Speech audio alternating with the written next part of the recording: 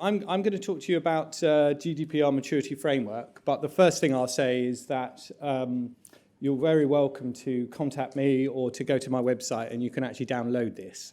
So there's a white paper that I've only just released in time for the 25th of May on this very subject. And what I'm going to do is try to bring that white paper a little bit more to life and talk to you about something that's very dear and passionate to me. So who am I? Some of you may know me. I've been in the industry now for 25 years. It's quite scary. It's gone very quickly. But really, I describe myself as privacy, risk, and cybersecurity. That's kind of what I've done. So I traverse all those three domains.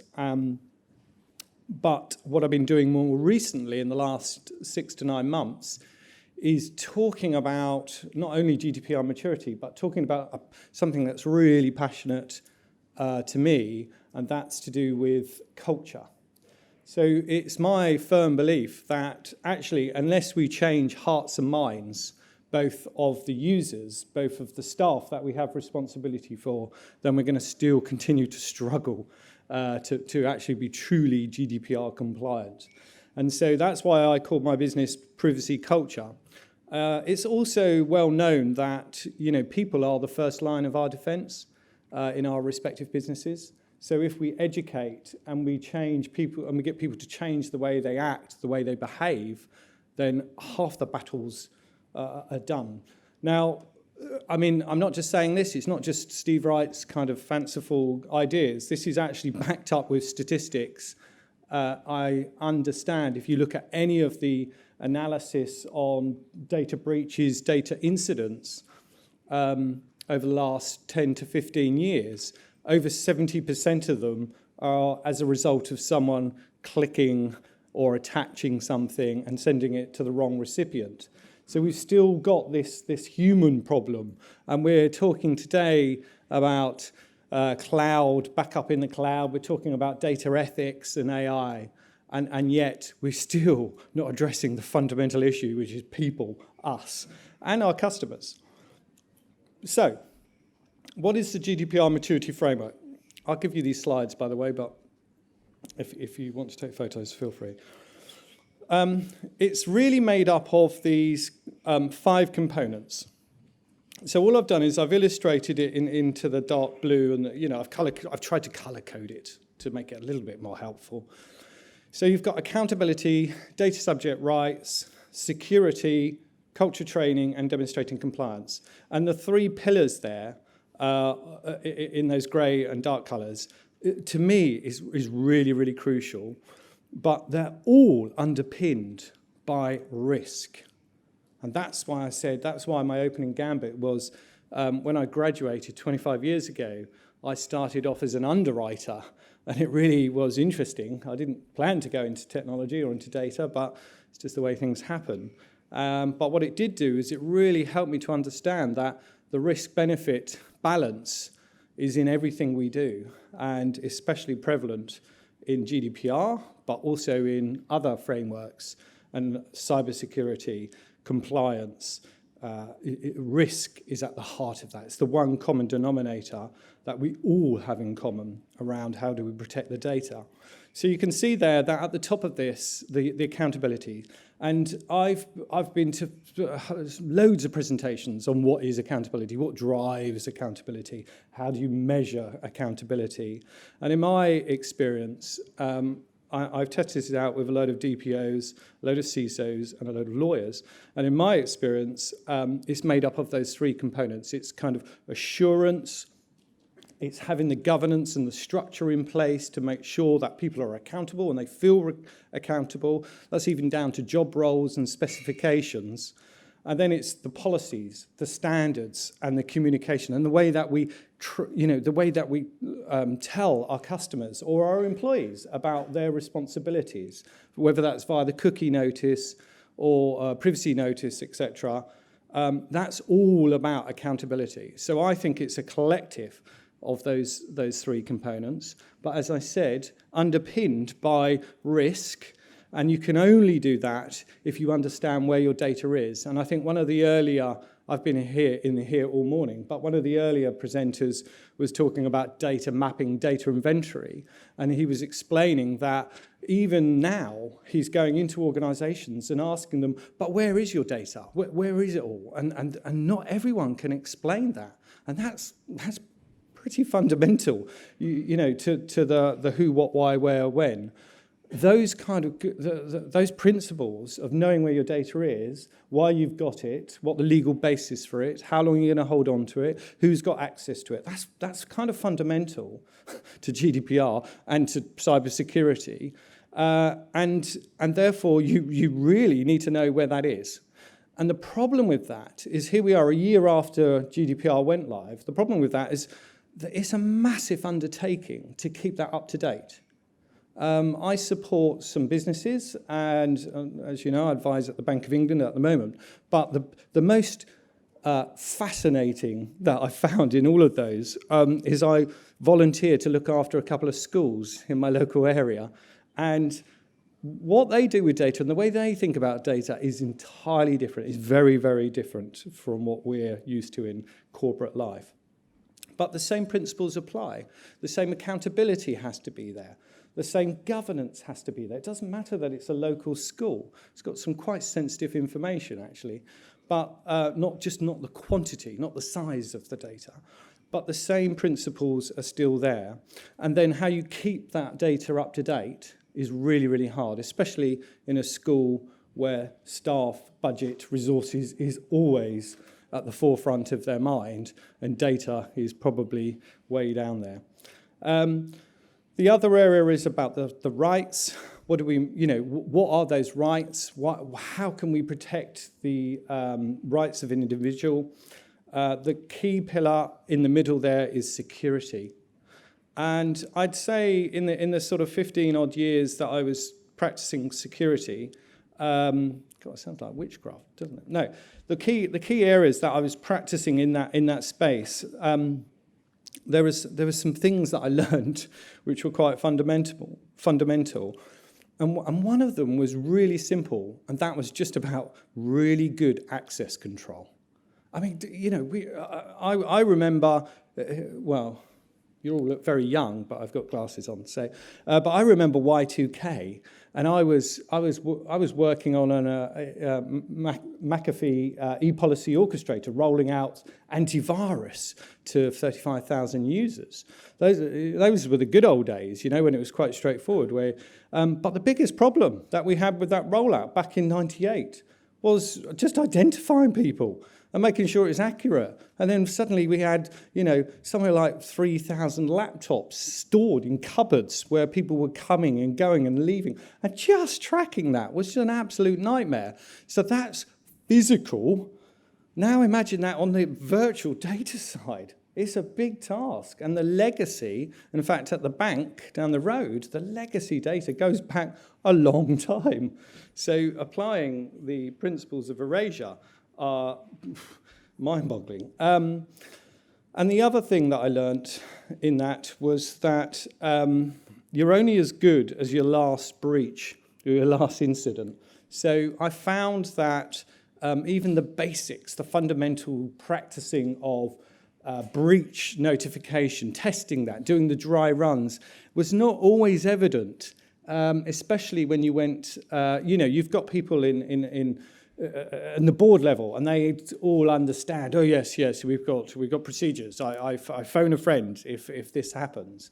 But actually, it's at the bottom towards the, you know, it's typically tiered, right? It's at the lower levels where everyone's running around like headless chickens, and stuff gets deleted, or you know, the data gets compromised forensically because someone's turned something off or switched something on or plugged in another device. So those crucial moments that as data protection officers we all have to think about in the first 24 hours is absolutely critical. So if you haven't practiced that, how are you going to be getting good at it when it does, proverbial does hit the fan? And that's what I'm talking about in my white paper.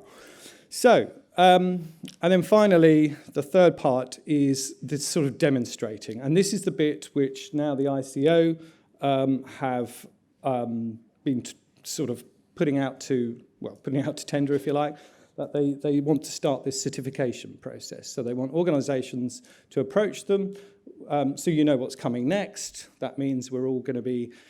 So hands up if you remember the little padlocks that used to be switched on and off when you were doing secure socket layers. Yes. Remember those days? Oh, I'm never going on that website. That's totally insecure. It hasn't got a padlock. Well, unfortunately, whether we like it or not, we're going to see something similar emerging, is my guess, in the next 3 years that says, well, I'm not doing business with them because they haven't got their privacy certificate. So it's going to drive a whole... it's going to keep me gainfully employed for the next few years, but it's going to drive a whole new wave of activities, like ISO 27001. In fact, there's already a BS standard that you can certify you to. You've got NIST privacy framework being developed as we speak. So it's just a combination of trying to keep on top of this and making sure you're slightly ahead of the game as data protection officers. And I'm a bit pushed for time, but who is a DPO in the audience, just so I've got a feel? Hey, welcome. I feel your pain. So if that's the maturity framework that I talk about, then the next question that you should be asking yourselves as data protection officers or interested stakeholders is, how do you measure what good looks like? Now, that's hard to do. But here's one I made earlier for all you Blue Peter lovers. So what I've done is I've broken GDPR down into 12 bite-sized chunks. And essentially, the black boxes that you can see to either side of them, they represent the capability maturity index rating 0 to 5, if you're familiar with that. So you get basic processes or non-existing processes all the way to, wow, you're awesome, you're 5. I've never seen it. Well, mind you, there is a particular agency that a friend of mine works at, and he reckons they're in 4 and 5, but hey, you'd hope so, right? And the whole principle behind this, again, is that you can test your level of maturity. So I've documented KPIs, key sort of procedures that I would expect to see. So I've sort of built this over years and years, actually. But interestingly, I've tested this in 24 different environments. I've also got academics and lawyers to try and pull it to pieces. And it works. It really does work. So you can follow through that procedure, testing each of those. And there's a set of questions that then allow you to... and behind those questions is scores. And obviously the algorithm, if you score well, then if you answer particularly yes or no to this, or click on multiple answers to that question, then your score goes up. And if you don't, your score goes down and you're not so mature. So why am I doing this? Because I really do believe that as an industry, we're still quite nascent, and we need to be helping each other to measure the level of effectiveness or maturity in our respective organisations, because we can't keep carrying on guessing, which is what we're doing at the moment. And we need somewhere to pitch ourselves against. And what I've done with the framework, if you download it, is I've just started to allude to. So I've given you a little bit of a taster of what some of those KPIs and measurements, desired state, would look like. In other words, what does good look like? And then there's, if I've got time, and I'm the moderator, so perhaps I could go over. I felt like that when I was CISO and data protection officer at John Lewis, because I was always, well, not always, but I was sometimes like, hey, you can't do that. Yes, I can. No, that's really bad. Yeah, proper kind of, freaks you out. But there was just 2 or 3 things I really wanted to touch on. And then I'll introduce the next speaker. The first was an area where I really have seen some value come from, and that's about improving your target operating model. So I would say that one of the problems with GDPR text was that nobody defined what was an operating model. in other words, ladies and gentlemen, how the hell are we going to run all this stuff? Yeah? And so I found that by drawing out your capabilities, your capacity, understanding those weaknesses, the skills, the team makeup, the interactions, you can really start to improve what you're doing. Now, the DPOs who put their hands up in the audience, it may not have come yet, but next year you may be asked to justify your budget. Right? It's still topical, but there's going to come a time, because I remember from a cyber security perspective, we had to fight like mad to get every pound, shilling and pence. And I think we're going to start to see much more scrutiny about how much we're spending on compliance in the future. So understanding your operating model, what your procedures are, what your processes are, is really, really important. So as professionals, if you don't know already, then you need to know. And that's one thing. The second thing was, as you would expect me to say, because I'm all about the culture, really, I mean, at John Lewis, is my colleague in here from John Lewis? No, she's not.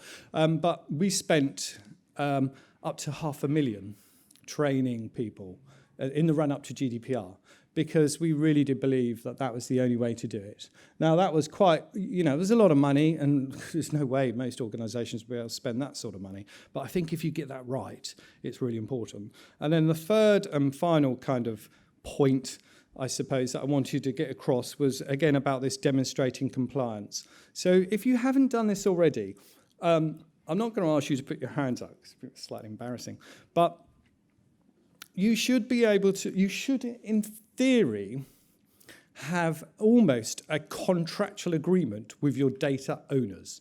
If you haven't already, then please, I urge you to look at this, because you are, as a data protection officer, you're not responsible for that data. You're responsible for guiding and, and steering the business in the right direction. But between the various different owners, the data owners, they should know where the boundaries are. They should know the handoff points. They should know the protocols. So my point around demonstrating accountability, if you really want to go into it, is actually knowing who is responsible for what at which stage during the data lifecycle. So that, to me, is like an agreement. So I set up agreements with the data owners at John Lewis, and it worked terribly well, because then I could go back to them and say, oh, how are you demonstrating compliance with this policy? And they go, huh? And you go, okay, well, what I mean by that is this, this, and this. And it really helped to facilitate those conversations and actually got us to a position where we could benchmark. So, and that's where, this is my final point, honestly. So the aspiration, as I said, is to get this into a benchmarking situation, but it should all be based on risk. It should be on the risk appetite, the level of maturity. These are factors, right? How much data you're actually processing, where the data is going to it, who the type of persons that will have access to it. So it's all about benchmarking yourselves, and that's what I'm trying to do. So I'm building this tool, and that will be available very soon, and you'll be able to go in and benchmark yourself. And that's it, ladies and gentlemen, because I'm now telling myself to get off and welcome the next guest. Thank you very much.